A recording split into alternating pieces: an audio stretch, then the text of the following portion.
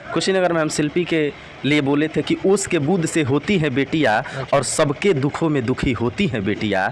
और बेटा तो केवल एक कुल का नाम रोशन करता है लेकिन दो दो कुलों की शान। जैसे सुहागिन हाथे शोभेला चूड़ी असली हिंदी के श्रृंगार हो भोजपुरी। कि जैसे सुहागिन हाथे शोभेला चूड़ी असली हिंदी के श्रृंगार हो भोजपुरी। आई भाषा है यूपी बिहार के जे हिलौले बाजकुल ही। नमस्कार, मैं हूं सनी शर्मा और आप देख रहे हैं इंडिया न्यूज वर्ल्ड।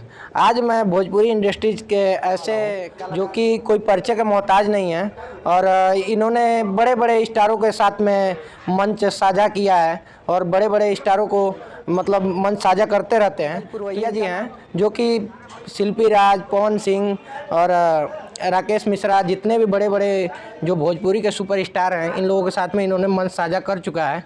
तो हम इनसे जानेंगे इनके बारे में, इनके लाइफ जर्नी के बारे में कि कैसा इनका जर्नी रहा, कहाँ से इन्होंने स्टार्टअप किया और सारी बिंदुओं पर हम बात करेंगे क्योंकि इतनी आसान नहीं होती है वो राह जो ये कर रहे हैं। बताइए। नमस्कार जी, मैं पंकज पुरवैया जी।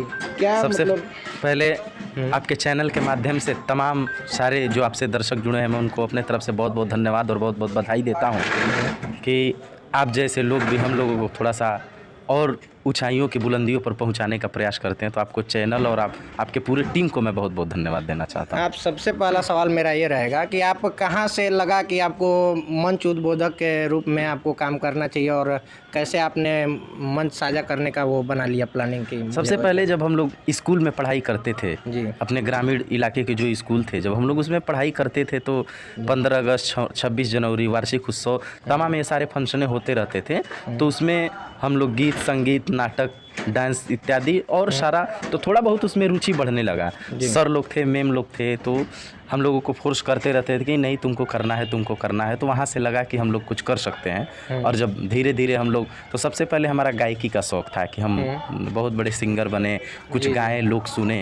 लेकिन मतलब जब आपका उसी लाइन में ही मतलब रुचि था। जी जी और उस लाइन से ही आपने मतलब मंच उद्बोधन करना स्टार्ट जी किया। जी और अभी मतलब आप बड़े बड़े देखा जाता है कि बड़े बड़े स्टारों के साथ में, जो कि भोजपुरी के स्टार कहे जाते हैं, उन लोगों के साथ में आपने मंच साझा किया हो। कैसा मतलब महसूस होता है आपको करके? देखिए, हमको तो अच्छा ही महसूस होता है और अच्छा तब लगता है कि जब चौराहे पे कहीं लोग मुलाकात होता है गाँव में, तो बड़ा सम्मान के साथ लोग नाम लेते हैं और बड़ा सम्मान करते हैं। तो हमें लगता है कि और कुछ आगे करना चाहिए था। आपका जो वक्तव्य देखा जाता है कहीं ना कहीं अपने आप में बहुत बड़ा ये महत्व रखता है, जो कि स्टार लोग जो भी हैं आपको सम्मान देते भी हैं। और मैंने भी देखा हुआ पर्सनली कि जो शिल्पी राज आज जो कि ट्रेंडिंग स्टार कही जाती हैं, उन्होंने भी आपको, आपका बर्थडे था उस पर भी पर्सनली मैसेज भी किया था और अपने आईडी से भी वो करती रहती हैं आपको लेकर के।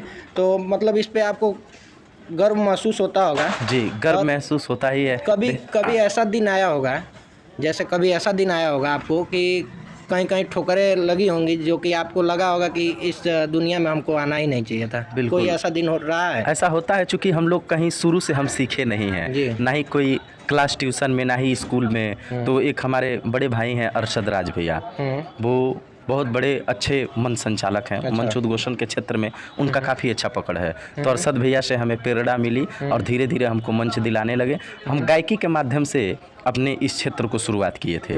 लेकिन गायकी गाने से पहले, मंच पे सॉन्ग गाने से पहले हम दो शायरी पहले बोलते थे और दो बाद में बोलते थे। तो कई सिंगरों ने और कई लोगों ने सलाह दिया कि पंकज भाई बुरा मत मानिएगा, जितना अच्छा आप गायकी नहीं करते हैं उतना अच्छा आप संचालन कर देंगे। तो तब हमें लगा कि हो सकता है। तो हम धीरे धीरे शायरियों का कलेक्शन करना चालू कर दिए और सिंगिंग के क्षेत्र से हम इसमें परिवर्तित हो गए। और धीरे धीरे मंच संचालक शब्द और तमाम सारी चीज़ें, और पडरौना विधानसभा 330 विधायक हैं बड़े भैया, पहले कांग्रेस में रहा करते थे।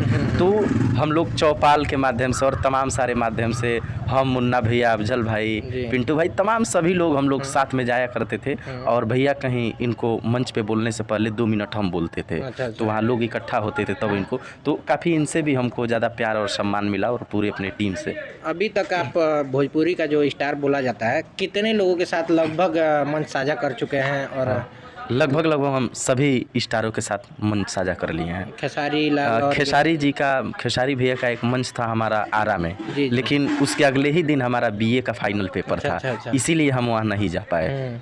वरना अखिलेश कश्यप भी है और तमाम सारे लोग हमारा हमको प्यार देते रहते हैं, सम्मान करते रहते हैं और कई बड़ों मंचों पे हमको मौका मिला जाने का। लेकिन कहीं ना कहीं कोई अड़चने रह गया कि पेपर से लेके पारिवारिक कोई समस्या। लेकिन जब भी मैं खाली रहता हूँ और फ़ोन आता है तो मैं ज़रूर जाकर और मन साझा करता हूँ। अच्छा, अभी भी आपका पढ़ाई जो भी स्टडी चल रहा है? अभी तो पढ़ाई फाइनल हो गया। मैं संविदा पे जॉब भी करता हूँ और रात को जब समय मिलता है तो इस इंडस्ट्री में भी जाके हम अपने संघर्ष भरा जीवन अभी आपका चल ही रहा है लगभग। कब सेटल हो ये कंफर्म नहीं, सेटल की कोई बात नहीं है। जब इंसान इस पृथ्वी पे जन्म ले लिया है तो उसको जीवन भर सीखना ही है और इस इंडस्ट्री में हमको ज़्यादा दिन नहीं हुआ। अभी समझिए कि हम इसमें एक बच्चे हैं, हमसे काफ़ी अनुभवी और तमाम सारे लोग हैं। लेकिन चूँकि हम लोग 4 साल 5 साल इस क्षेत्र में हो गया तो 2 साल तो कोरोना काल में ख़त्म हो गया। कोरोना में तो ना ही एक कार्यक्रम मिला, ना ही सारे लॉकडाउन में लोग तो 2 साल वो निकाल देंगे तो 2 साल हमारा कंप्लीट हो गया, तीसरा साल चल रहा है। तो ऐज आप मान सकते हैं कि पंकज पुरवैया का जो मन संचालक का क्षेत्र है अभी तीसरे साल प्रगति पे है। अभी तो सारा जीवन पड़ा हुआ है। ये बताइए, भोजपुरी इंडस्ट्री से आप मतलब बिलोंग करते हैं, मतलब उसका मंच का उद्बोधन करते हैं, मंच संचालन का काम करते हैं। भोजपुरी पे तरह तरह के आरोप लगता है कि भोजपुरी नाम सुनते ही लोग भोजपुरी से घृणा लोग करना चालू कर देते हैं। ये कहाँ तक सही है और कैसा होना चाहिए लोगों को? देखिए, चूँकि भोजपुरी अपने क्षेत्र का मीठा भाषा है और इसे पूर्वांचल, यूपी, बिहार, झारखंड वगैरह यही लोग पसंद करते हैं। लेकिन भोजपुरी में कुछ ऐसे गायक आ गए हैं जो अभद्र तरीके से गा के और लोकप्रियता बटोरना चालू करते हैं। तो लोग उनको भी उसी नज़रिया से देखते हैं। अगर हम गलत करेंगे तो लोग हमको गलत के ही नज़रिया से देखेंगे। अगर हमको साफ सुथरा छवि बनाना है, थोड़ी सी संघर्ष लगेगा लेकिन हम कामयाब हो जाएंगे तो सारे लोग हमको प्यार करेंगे। हमको किसी गलत चीज़ों पे टिप्पणी करके और गलत उद्घोषणा करके और गलत संगीत करके अब इस क्षेत्र में नाम नहीं कमाना है। मतलब आपने आज तक जो भी, कहने का मतलब यह है कि जो आपने आज तक मंच से जो भी आप संचालन करते हैं उसमें आप गलत शब्दों का प्रयोग नहीं करते हैं, आगे करना भी नहीं चाह रहे? नहीं, बिल्कुल साहब। हम ये चाहते हैं 2 साल 5 साल लगे हमको और हाईलाइट होने में और प्यार कमाने में, वो ठीक है। लेकिन हम एक दिन में वायरल नहीं होना चाहते हैं, एक दिन में हम उस कामयाबी को नहीं पाना चाहते हैं, शॉर्टकट रास्ता अपना के नहीं पाना चाहते।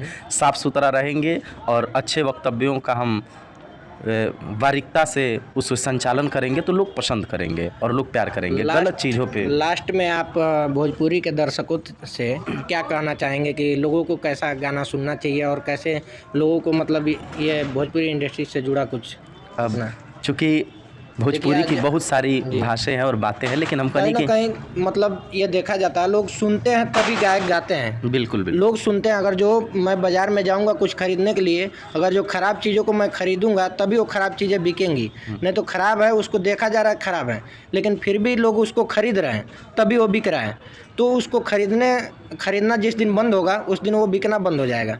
कहीं ना कहीं यह है, इस पे क्या कहना चाहेंगे? मतलब लोग चूँकि इस पे यही कहेंगे कि बाजार में अच्छी भी चीज़ें बिकती हैं और ख़राब भी चीज़ें बिकता है। तो अगर हम अच्छी चीज़ों को कलेक्शन करना लेना चालू कर देंगे और जब उस ग्राहक को लगेगा कि अब ये ख़राब चीज़ों का सेल ज़्यादा नहीं है तो खुद वहाँ से लाना धीरे धीरे बंद कर देगा और इसकी प्रथा बंद हो जाएगी। यही भोजपुरी में भी है। अगर लोग गलत चीज़ों को नहीं सुनेंगे तो धीरे धीरे लोग अब जान जाएंगे कि अब इससे दाल गलने वाला नहीं है, हमें कुछ अच्छा ही करके नाम करना है। बहुत भोजपुरी इंडस्ट्री से बढ़िया पैसा लगा करके अच्छा गाना शूट होता है जो कि फ्लॉप हो जाता है, नहीं चल पाता है और बलगर्टी वाला मतलब चल जाता है।